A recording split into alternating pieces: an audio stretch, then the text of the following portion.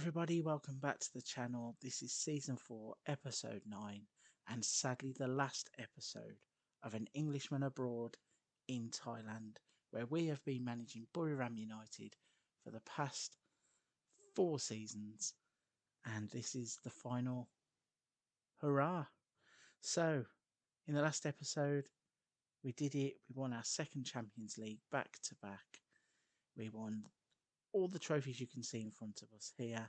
So we won the Thai League, the Asian Champions League, the Thai FA Cup, Thai League Cup, and the Thai Champions Cup.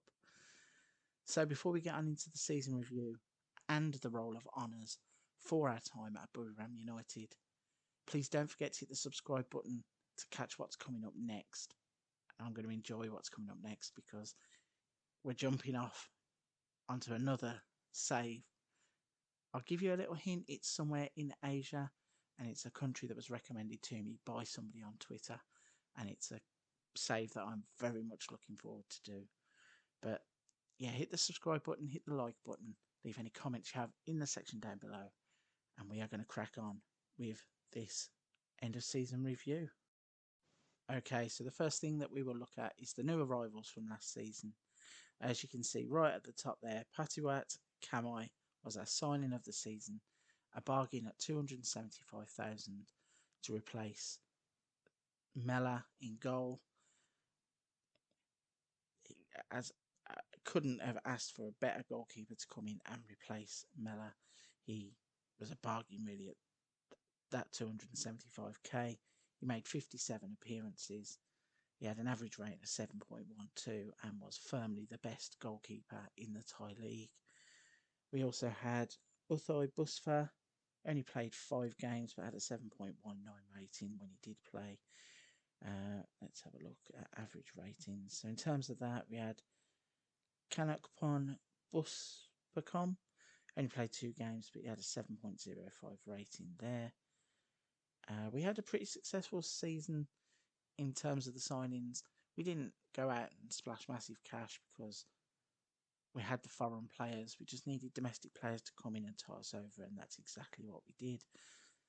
The board were pleased with the Kamai signing, as you can see with the B- there. And yeah, all in all, signings were pretty straightforward. We had the bulk of what we wanted. We were just padding the team out.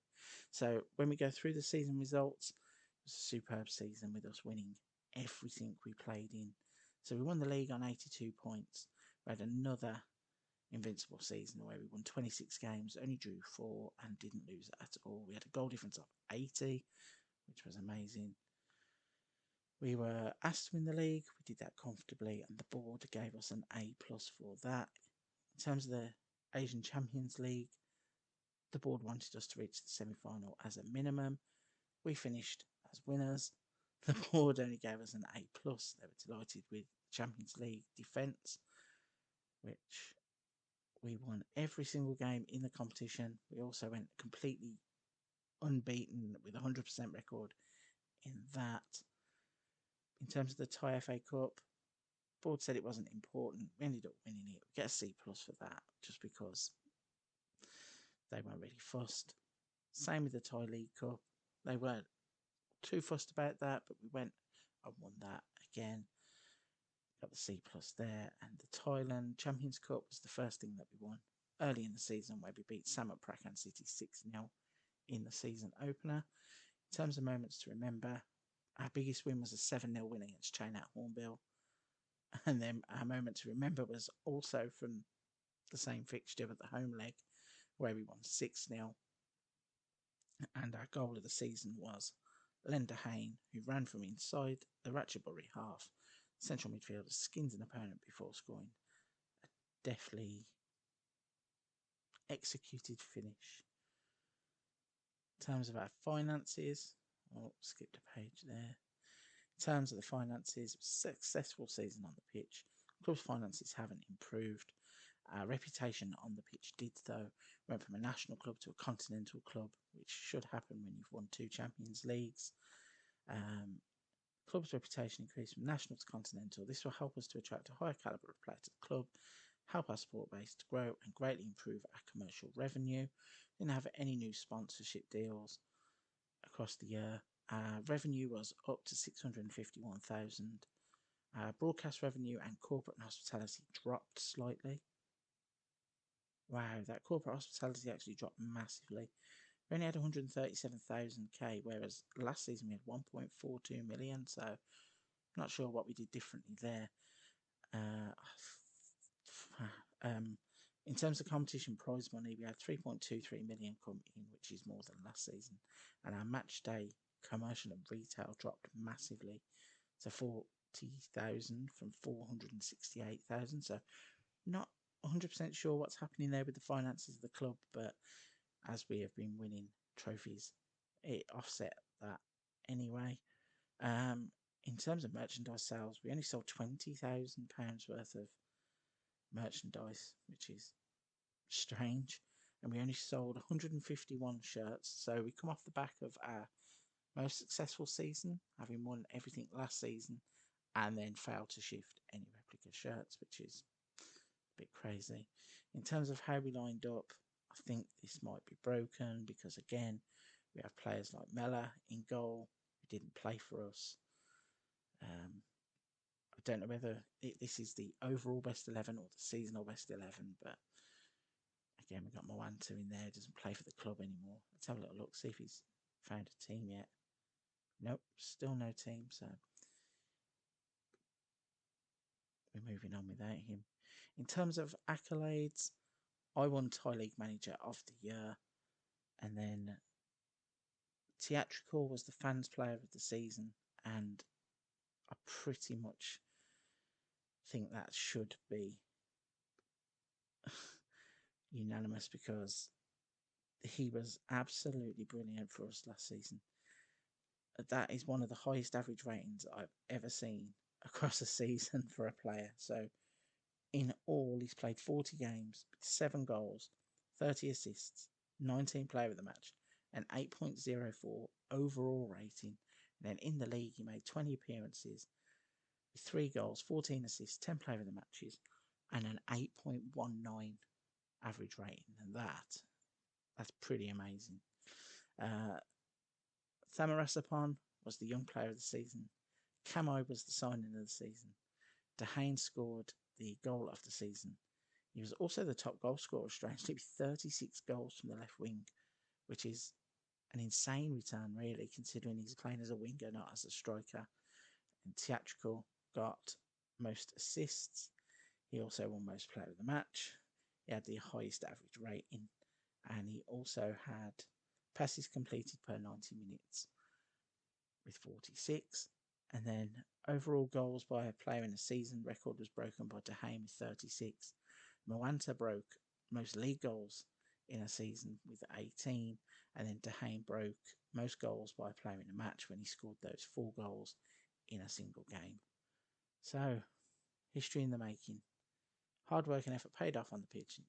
Such a feat didn't go unrewarded at the end of season ceremony. So, that is the end of that season review. Next, I think we're going to have a little look at the club's accolades across the 4 seasons, and then maybe a look at the Hall of Fame as well as my own accolades before we sign off and leave Thailand for the last time. Okay, so we are on the Buriram United honours list. As you can see, we won the 2 Champions Leagues in 22 and 23. We won the Thai League in 20, 21, 22 and 23. We won the Thai FA Cup in 22 and 23. Won the Thai League Cup in 20, 21, 22 and 23. We won the Thailand Champions Cup 21, 22, 23. And I think that's it. These are all competitions from before we were at the club. Although, what is pretty crazy is down here it does say as well that our reserves in the background were winning Reserve Group 1 in 2021, 22, 23, and the Thai Under-21s Group 1, 21, 22, 23, which means that the reason we were having our youth team develop so well was because they were winning things in the background. Let's look at our manager statistic. So from 2020, we entered the Thailand Hall of Fame. We then was Thai League Manager of the Year in 2020, was Thai League Manager of the Year in 2021. We reached the top of the Thailand Hall of Fame in 2022, before being Thai League Manager of the Year again in 22. We again entered the Asian Hall of Fame in 22, but we were already top, so I think that's just adding to it. And then this year we won the Thai League Manager of the Year again. So on the other page, you can see that in 2020, we went through some captaincy changes before leading the team to an unbeaten season in the Thai League. We then had more captaincy changes before another undefeated season in the Thai League. We then changed captains again as the team was evolving and moving forwards, but we had another unbeaten season in the Thai League, and then finally we settled on this season's captain and vice captain, and we had another unbeaten season. So if we have a look at our biography, it says there's no landmarks achieved there yet, but we've just been through all of those, so we know that they blatantly are. Let's have a little look at the Thai Hall of Fame. So as you can see there, we are top of the Hall of Fame, 241 points scored. We have had 4 domestic divisions, 6 domestic cups, and it says no other club trophies or international trophies. So we are now comfortably clear at the top of the list in Thailand. When we have a look in terms of the continent, we are 3rd on the list in terms of Asian all-time managers, and we are not too far, about 100 points behind Choi Kang-hee, who had a little bit more success than what we did.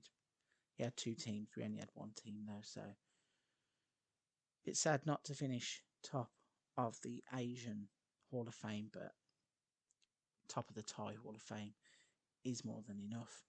If we would have got the Thai job, the Thai national job, then we probably would have stayed in the save, but as that isn't looking likely, that's why it's going to end here.